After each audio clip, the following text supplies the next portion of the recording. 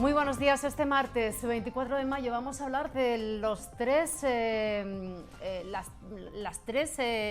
columnas en las que se basa la cultura de nuestra ciudad, porque vamos a hablar de vino, vamos a hablar de flamenco, vamos a hablar de caballo y también vamos a hablar de solidaridad. Vamos a hablar de vino porque hay una bodega jerezana que está de aniversario, cumple 50 años. Nos referimos a las bodegas Faustino González. Es una empresa totalmente familiar que produce sus vinos aquí en el pleno corazón del barrio de San Miguel, en Jerez, y ha cumplido ahora 50 años. Vamos a conocer las actividades que han organizado, porque precisamente han realizado un calendario de actividades específicas en conmemoración de este 50 aniversario, lo que nos va a permitir conocer un poco más la historia de esta bodega jerezana.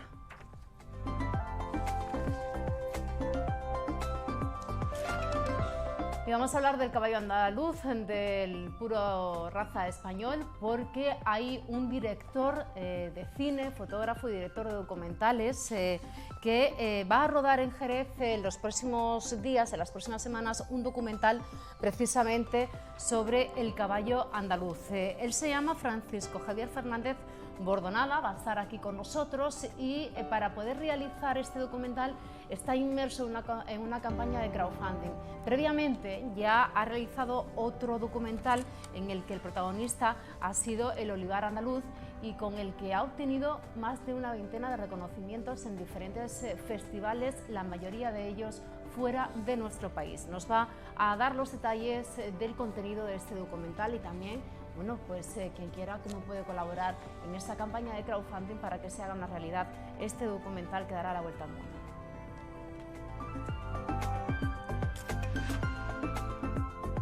Y este mes de mayo, la protagonista de la agenda de tributo a las nuestras es una de las bailadoras más reconocidas que ha tenido nuestra ciudad a lo largo de la historia. Ella es Juana la Macarrona. Vamos a profundizar e introducirnos en su trayectoria, tanto profesional como personal, y sobre todo para conocer por qué esta mujer, esta jerezana, ha sido una de las más reconocidas a nivel internacional también del baile flamenco.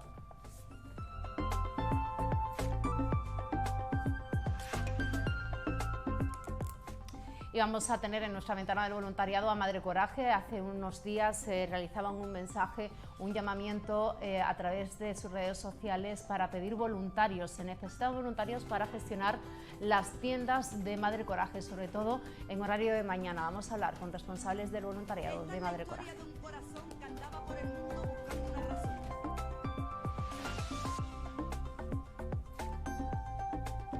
Y vamos a conocer la trayectoria y la vida de Juana la Macarrona, una de las principales bailadoras de flamenco que ha dado nuestra ciudad y que es protagonista este mes de mayo de la agenda Tributo a las Nuestras. Para hablarnos de ella y de lo que ha supuesto para la historia del baile de nuestra ciudad y para el baile flamenco en general, nos acompaña ya Fran Pereira, que es el presidente de la Cátedra de Flamencología de Jerez. Fran, bienvenido, buenos días. Hola, buenos días. Bueno, Juana la Macarrona, estábamos aquí hablando antes. ¿Quién fue esta mujer? ¿Qué importancia tuvo? De hecho, bueno, tiene una calle aquí en Jerez a su nombre y por lo que se dice es la bailadora más reconocida o más importante que ha tenido nuestra ciudad. Sí, yo creo que sí, que a nivel histórico ha sido una de las más destacadas o quizás la más reconocida, ¿no? No ha sido Jerez una tierra de baile por el hecho de decir que no ha tenido referentes artísticos como a lo mejor ha podido tener Sevilla con Antonio el bailarín, ¿sí?, o ha tenido Alicante como Antonio Gades, pero sin embargo en Jerez lo más cercano que tenemos a esos dos iconos del baile es Juana Vargas la Macarrona, ¿no? Un poco que fue un auténtico icono en ese momento, durante su época, a pesar de que tuvo como compañera a la Malena, una bailadora también jerezana, coetánea, que trabajó mucho con ella, pero sin embargo la trascendencia de la Macarrona, o lo que nos ha quedado, ha sido mucho mayor que la de su compañera. Yo creo que si tuviésemos que catalogar un poco la figura, con lo difícil que es, ¿no?, a nivel histórico de lo que ha sido el flamenco jerezano, yo puntualizaría tres nombres principales: el de Manuel Torres, el de Antonio Chacón y sobre todo el de Juana la Macarrona, ¿no? Independientemente de que luego ha ido también una lista de artistas extraordinarios que han aportado mucho, pero en esos tres nombres yo creo que un poco abanderan lo que ha sido la historia del flamenco en Jerez. Se podría decir que esta mujer simboliza lo que durante el Festival de Jerez este año se ha abordado en las mesas redondas y conferencias en las que se ha tenido como figura principal la mujer y el baile. Digamos que la principal figura podría reconocerse a Juana la Macarrona, ¿no?, a lo largo de nuestra historia reciente, porque nació a finales del siglo XIX. Claro, efectivamente, por eso y por su trascendencia ya no solo a nivel nacional, sino a nivel internacional, ¿no? Muchas veces hablamos de la internacionalización del flamenco, sí, y esto ya había ocurrido a finales del siglo pasado. No es algo que tengamos que inventar no ahora es algo nosotros, nuevo, ni ¿no? descubrir, Con lo sino cual que ya los lo teníamos. artistas, efectivamente, los artistas jerezanos, en el caso de Juana la Macarrona, ya habían hecho ese recorrido, ¿no?, importante fuera de nuestras fronteras, y también es de reconocer porque además era una época completamente distinta a la actual. Estamos hablando de ella nació a finales del XIX, claro, viajar no era tan fácil ni la comunicación era tan asequible en aquella época. Vamos a empezar desde el principio. ¿Quién fue ella? Nació en pleno corazón del barrio de Santiago. Bueno, sí, nace en y ya venía de una familia de artistas. Sí, ella nace en el pleno corazón de Santiago, en este mes de mayo en el que estamos, un 3 de mayo. Y bueno, desde muy pronto pues empieza a dedicarse a ganarse la vida en cierta forma, ¿no? Su padre era guitarrista, tocaba la guitarra, su madre cantiñeaba y su familia también tenía trascendencia, de ahí el nombre de la Macarrona, porque su tío era Vicente Macarrón, de ahí que un poco hereda ese apelativo con el que va a moverse a lo largo de la historia. Su verdadero nombre es Juana Vargas de las Heras, la Macarrona, y bueno, empieza muy jovencita. Tenemos testimonio incluso del propio Juan de la Plata hablando de ella con apenas 7 años, que ya se defendía en la feria buscando, bueno, un poco el sustento de su familia, ¿no? Su padre tocaba, su madre cantaba y ella bailaba, ¿no? Y luego, el núcleo familiar ya estaba completo. Y además de una manera autodidacta, ¿no? O eso al menos reconoce ella en muchas de las entrevistas que se le hacen a lo largo de la historia, que no tenía una figura de un maestro fiel, como el que dice, sino que ella va un poco adquiriendo su personalidad, fijándose en lo que había en la época, ¿no? Y bueno, lo que pasa es que la vida de la Macarrona transcurre a muchísima velocidad, porque con apenas 10 años ya está trabajando en Sevilla, en un tablao, después pasa a Málaga, donde durante otros pocos años queda trabajando, y en Barcelona, o sea que antes de los 15 años ya la Macarrona ha hecho un recorrido un poco inusual para la edad que tenía, ¿no? Sí. Quizás también tenemos que volver al contexto de aquella época en el que pues casi los niños pues empezaban a trabajar muy jovencitos porque necesitaban un poco sacar dinero, ¿no?, para que sus familias pudiesen subsistir, ¿no?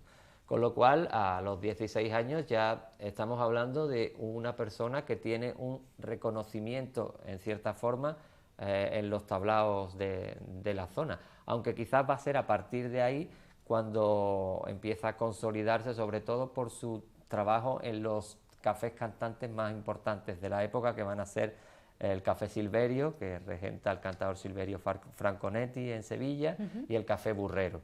Quizás fueron los más importantes, y donde va a coincidir con toda esa generación de artistas de la época, artistas y bailadoras sobre todo, en las que vamos a encontrar a muchas de Jerez, como las hermanas Antúnez, como la Malena, un montón de un poco artistas coetáneos a ella, que van a coincidir en ese esplendor, porque estamos hablando de principios ya de finales del siglo del XIX y comienzos del XX, esa eclosión de lo que van a ser los cafés cantantes, que un poco se ponen de moda, y sirve al flamenco para conseguir esa expansión. ¿Y por qué despunta ella sobre el resto? ¿Porque tiene un golpe de suerte, porque alguien se fija en ella y ya cruza fronteras, y ahí es donde bueno, pues tiene una mayor repercusión incluso en la prensa internacional, en la crítica internacional? Bueno, yo entiendo que sería por su manera de bailar, ¿no? Si uno lee las crónicas de la época,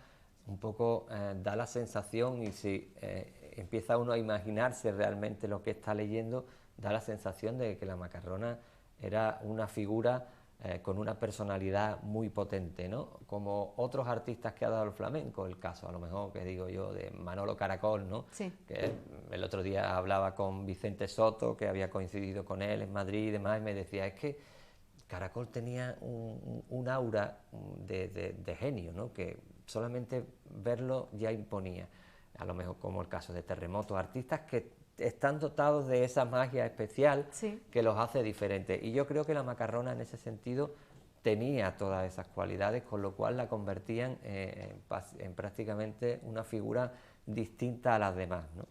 De ellas no tenemos documento audiovisual hasta hace poco, que apareció en el año 2015 exactamente en Estados Unidos, y a través de la investigación de Meira Goldberg, una investigadora norteamericana, aparecieron unos vídeos que habían grabado los grandes bailarines rusos, Massin y Diaghilev, que eran unos verdaderos enamorados del flamenco. Ellos llegan a principios del siglo XX a nuestro país y se enamoran del flamenco.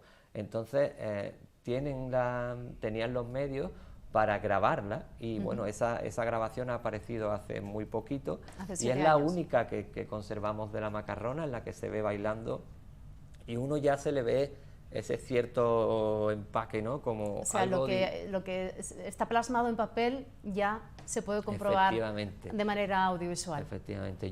A mí me sorprende eso, un poco las crónicas de la época, cómo la describen, cómo la magnifican, y dando la sensación de que aquello tendría que ser, verla bailar tendría que ser algo espectacular, la verdad. Y en ese vídeo, porque las críticas también destacan mucho el movimiento de manos y el dominio de la bata de cola. Sí, date cuenta que estamos empezando, es el momento en el que empieza a funcionar la bata de cola, con lo difícil que es, y el mantón de Manila también lo manejaba ella. Pero sobre todo destacan su braceo, ¿no? Su espectacular braceo, además de los pies, ¿no? Ella precisamente, ya en la última etapa de su vida, decía: yo tenía unos pies de bronce y ahora tengo pies de alambre, ¿no? Por aquello de que había perdido la fuerza, ¿no? Pero el braceo, de hecho hay crónicas de su última etapa en las que se habla, prácticamente entiendo que no podría bailar, y lo hace sentada en una silla, y tal sería esa magnificencia a la hora de mover los brazos, que tendría, como que dejaría a todos prendados, ¿no? Y quizás sean dos de las grandes cualidades. En ese vídeo que he comentado anteriormente sí que se ve la estética antigua, un poco que se acerca más a la escuela bolera, ¿no? Aunque todavía hay flamenco, pero sin embargo hay determinados movimientos que realiza ella en la que se ve un poco todavía reminiscencia de la escuela bolera, que de alguna forma está ahí todavía muy presente en el flamenco, ¿no? Fran, estamos viendo imágenes que también nos has facilitado, material en el que se ve, bueno, pues a Juana bailando con su compañía. Incluso hay mujeres tocando la guitarra. Sí, eso era muy común en la época de los cafés cantantes. ¿Más que en la actualidad? Aunque sí, más que en la actualidad. Desgraciadamente aquello se fue perdiendo hasta hace poco, que parece que hay una nueva generación de mujeres, y además que tocan cada vez mejor, ¿no? También hay esas fotos, muchas de ellas son un poco casi montajes, ¿no? Si analizamos la estética de la época, hay muchas bailadoras que aparecen en las fotografías ya con la guitarra, ¿no? Como un poco, entiendo que las tocarían, pero muchas de ellas forman parte de la estética. Quiero agradecer al Centro Andaluz de Flamenco, que ha sido quien nos ha facilitado toda esta información, y animo a la gente, como siempre hago, a que descubran a esa institución que tenemos en Jerez, el Centro Andaluz de Documentación del Flamenco, donde hay verdaderas joyas y donde está precisamente ese vídeo que hemos mencionado anteriormente, que se puede ir y consultar, que se puede consultar, ¿no? Porque es una maravilla, realmente. Es un vídeo que no tiene sonido, solamente la imagen. Estamos hablando de 1917, claro, te voy a preguntar qué fecha está datada el vídeo. Es de 1917, está grabado en Sevilla. Son dos vídeos los que se descubrieron. Uno en el que aparece la Macarrona haciendo dos bailes, otro en el que aparece su hermana, María la Macarrona, que empezó también a dedicarse al baile, aunque, según cuentan las crónicas de la época, llegó un momento dado en el que entiendo que la figura de la hermana sería tan potente, en el que optó por dedicarse a cantar, porque vería que a lo mejor en el baile era más difícil, ¿no? Y el vídeo también aparece una grabación en una azotea de un barrio de Triana de otro jerezano, de Ramirito, otro bailador un poco desconocido, que fue pareja además de la Macarrona durante algún tiempo, un bailador desconocido, pero que en ese vídeo exactamente sí que se ve una estética más actual, ¿no? Es el baile más varonil, el hombre se le ve interpretando una farruca, y vemos una imagen que tiene más de 100 años y sin embargo vemos que se conserva un poco la estética actual, ¿no? De ese baile varonil que todavía podemos observar, ¿no? En el Festival de Jerez, cuando vienen las compañías. Y la verdad es que es muy curioso. La historia de Ramirito también tiene su aquel. Un capítulo aparte, ¿no? Un capítulo aparte porque fue un hombre que acabó en un manicomio. O sea, la verdad es que si analizamos la historia de los artistas, y en el caso de la Macarrona pasa igual, porque fue una artista conocida a nivel internacional. Sí, te iba a preguntar porque ella dio el paso a Francia, de hecho en París tenía una gran reputación, ella, ¿no? La primera vez que sale de nuestro país es a finales del siglo XIX, en 1885, y va a Berlín con una compañía. Lo que pasa es que quizá cuando consigue llamar más la atención es en París, en la exposición universal que se celebra allí, y donde su baile va a conquistar tanto al Shah de Persia como a Isabel II, ¿no? De hecho, hay unas declaraciones un poco del Shah de Persia refiriéndose a su baile, que la compara como una serpiente, y es muy curioso, y a partir de ahí quizás es cuando tiene esa eclosión. Es muy curioso además su trayectoria, porque hay como varias etapas, ¿no? Una etapa bastante solvente, en la que se convierte un poco en la estrella de los cafés cantantes. Hemos hablado antes del Burrero, de Silverio, pero después del Cursal, del Variedades, que son también tablaos que había en Sevilla, que de una importancia grande dentro de la historia del flamenco. Pero también, conforme pasan los años, a mí me llama mucho la atención porque hay como varias etapas en las que ella, a partir de 1929, ella ya empieza como a retirarse, pero sin embargo nunca se retira, ahí se mantiene, la siguen llamando, entiendo que sería por la relevancia y porque a pesar de su edad era una mujer que irradiaba fuerza de encima del escenario, y es muy curioso todo eso, toda esa trayectoria, al hecho de que no puedo, ya me voy a retirar, pero sigue ahí, ¿no? Como muchas artistas que a lo largo del tiempo vemos que casi que se despiden 40 veces, ¿no? De los escenarios, pero ahí siguen. ¿Y cómo compaginó su parte profesional con la personal? No sé si hay algún legado familiar que haya podido dejar, de descendencia, de familiares. No, quizás eso sea la pena, ¿no? Un poco que no hemos podido... Ella no deja apenas legado. Recuerdo que en la cátedra de flamencología había una peineta, o al menos eso, leyendo un poco las crónicas de antaño, una peineta de Juana la Macarrona. La peineta no sé dónde andará, en el legado actual que se cedió al Centro Andaluz no está. Una peineta que tenía su historia, porque cuando la cátedra crea los Juegos Florales, que solamente celebran 3 ediciones, la reina de las flores, que fueron 3, pues un poco la corona de alguna forma no era tal, sino que era la peineta de Juana la Macarrona, ¿no? Es muy curioso. No se sabe qué ocurrió con la peineta de Juana la Macarrona, como con otras cosas. Indiscutiblemente ella ha tenido una repercusión nacional e internacional. No sé si, como has comentado al principio, se le reconoce mucho más fuera de nuestras fronteras que aquí en nuestro país o en nuestra ciudad.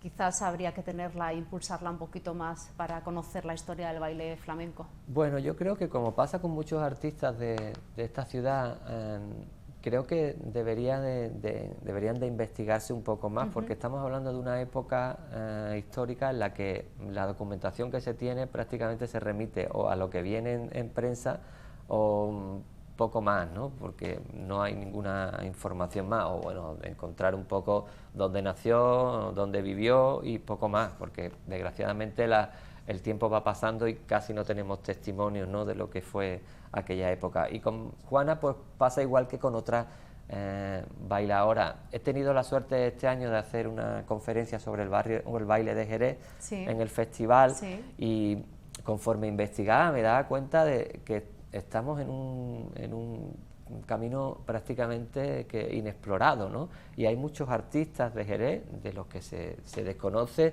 su valía, su trayectoria, ¿no? Artistas como, bueno, hablando de mujeres, Isabel Santos, Isabel Ruiz, que la conocemos, Isabelita Ruiz, o sea, hay un montón de artistas. El caso del Estampío, que tampoco hay mucha documentación, el caso de Ramirito, creo que es un poco, en esta ciudad hay un debe con respecto a ese tipo de artistas y debería de un poco haber, se deberían de estudiar un poco más, ¿no? Yo siempre digo que animo a todos estos investigadores que hay ahora, que se está aflorando todo el mundo de la investigación, ahora tenemos el máster también en Jerez, pues que se animen a un poco a explorar todo ese pasado del flamenco de Jerez, ya no solamente en el baile, sino también en la guitarra y en el cante. Sí, incluso. Porque en la disciplina de baile, bueno, tenemos el Festival de Jerez, que Claro. es el festival de baile, pues qué mejor enarbolar y poner ante todo el público que acude esos días, claro, aquí a nuestra ciudad, esas figuras del baile, ¿no?, tan importantes. Efectivamente, y figuras,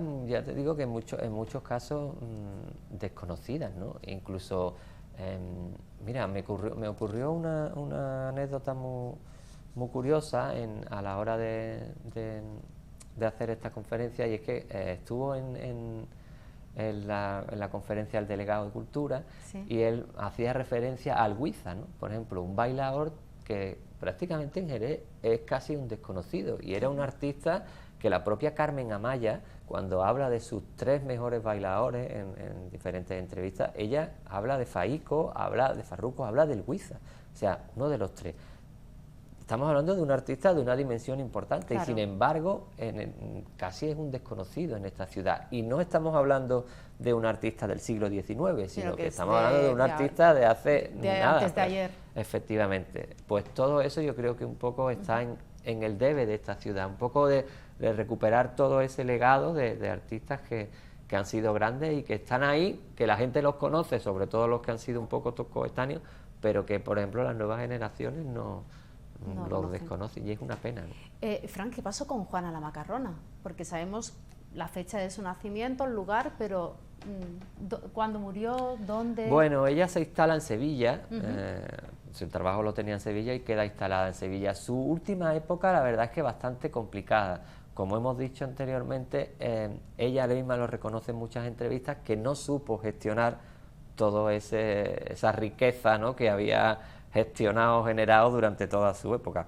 No va a ser la primera ni la última, porque a lo largo de la historia ocurre mucho con los artistas que al final acaban prácticamente en la indigencia porque no han sido capaces de un poco administrar todo lo que habían ganado. Y estamos hablando de un artista que ella misma lo dice, que había ganado infinidad de dinero, ¿no? Entonces, la última etapa casi que le tienen que hacer como pequeños homenajes, ¿no?, para que se vuelva a reactivar o pueda vivir. Ella monta una escuela también de baile en Sevilla, pero no le va muy bien y no aguanta demasiado. Entonces, claro, la última imagen que tenemos de ella, y hasta ahora era la última, era de una película que aparece sobre Eugenia de Montijo, la película Eugenia de Montijo, que está grabada. Ella fallece en el año 47 y prácticamente aparece ya como una mujer muy mayor, muy anciana, ¿no? Teniendo en cuenta que para la tasa de la edad media de mortalidad de la época, ella fallece con 77 años, justo, que era bastante mayor, ¿no?, para lo que se suponía. Y ya la vemos con muchos problemas, ¿no? Ella parece ser que ya en la última etapa de su vida, los achaques y los problemas físicos, además los bailadores además tienen siempre problemas de rodillas, claro, sí. Entonces se le ve, y bueno, y fallece en Sevilla, ¿no?, allí un poco casi olvidada, ¿no?, que suele pasar con muchos de los grandes genios, ¿no?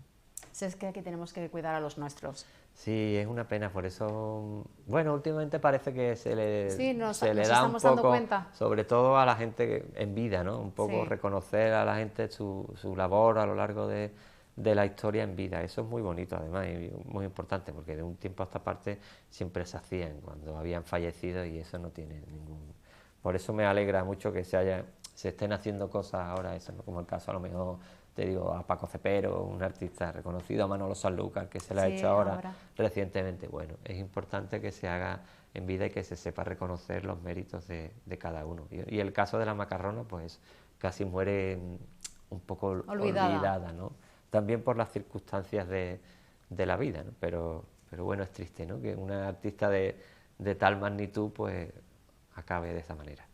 Bueno, pues Juana la Macarrona, que es la protagonista de este mes de mayo de la Agenda Tributo a las Nuestras, es una forma, bueno, pues también de darla a conocer al público en general y sobre todo, bueno, pues a la gente joven, ¿no? Que vaya conociendo, en este caso, a través de este programa, las mujeres destacadas que la Delegación de Igualdad ha considerado sean protagonistas en el calendario de este año 2022 y bueno, al fin y al cabo esta conversación y tu aportación no deja de ser un homenaje a Juana la Macarrona. Sí, hombre, de alguna y una forma forma de divulgar todo su legado, su trayectoria, su talento y bueno, también sentirnos orgullosos de Sí, hombre, de ella. recordar es volver a vivir, ¿no? Como el que dice, y de alguna forma ese es nuestro cometido. Yo creo que desde la Delegación de Igualdad se está haciendo un buen trabajo en ese sentido porque se está recuperando a muchos artistas. A Isabel Santos creo que se había recuperado, Isabel Ruiz, también, que era otra bailadora. O sea que es bueno que las nuevas generaciones pues sepan quiénes han sido esas personalidades históricas que han aportado tanto al mundo de la cultura, a todos los niveles, ¿no? Y es una opción interesante, a mí me parece muy acertada. Fran, ¿cómo va la cátedra? Bueno, ya que pues, te tengo aquí, aprovecho. Pues ahí estamos, no terminamos de arrancar, ahora vamos a presentar el segundo número de la revista, que ya está en imprenta, y bueno, y con los premios de la cátedra que estamos. Nos queda decidir, que tenemos una reunión ahora, decidir qué fecha, si va a ser en septiembre, si va a ser en octubre o va a ser en noviembre. Pero de ahí, no va a pasar, de ahí no va a pasar. Espero que los podamos recuperar y bueno, intentando trabajar. Bueno, mañana hacemos también con ese convenio que tenemos con la Universidad de Cádiz, sí. Pues hemos hecho algunas actividades con el aula de mayores de la UCA y hicimos una conferencia sobre la Navidad en diciembre. Y mañana hacemos un recorrido con ellos sobre los barrios más flamencos de Jerez. Ah, qué bien. Y bueno, hemos hablado con algunas entidades para que nos ayuden y bueno, mañana por la mañana pues vamos a hacer un recorrido por Santiago, por San Miguel, por Albarizuela, un poco para mantener esa línea de trabajo que tenemos con la UCA. Un recorrido que debería ser una ruta ya fijada. Sí, de manera cultural y turística en Yo nuestra creo ciudad, que sí, es porque quizá viene también, mucha gente buscando. Efectivamente, es una de las cosas que también está ahí en el debe de esta ciudad. Las hay, yo sé, hay gente que las hace y demás, pero debería de estar un poco más institucionalizada, ¿no? De alguna forma. Más fácil de acceder a ellas. De acceder a ellas, efectivamente. Fran, muchísimas gracias por habernos acompañado. Un placer verte, compañero, siempre. Nos vamos a publicidad a la vuelta, no nos vamos a ir del barrio de San Miguel porque vamos a celebrar el 50 aniversario de las bodegas Faustino González, una bodega totalmente familiar. Han iniciado ahora una serie de actividades en conmemoración de este aniversario y bueno, también van a participar en uno de los grandes eventos que va a tener lugar en nuestra ciudad este fin de semana, después de la pandemia. Por fin vuelve Mi Noble. También van a estar presentes en esta feria profesional de los vinos. Nos vamos a hacer un descanso y enseguida regresamos.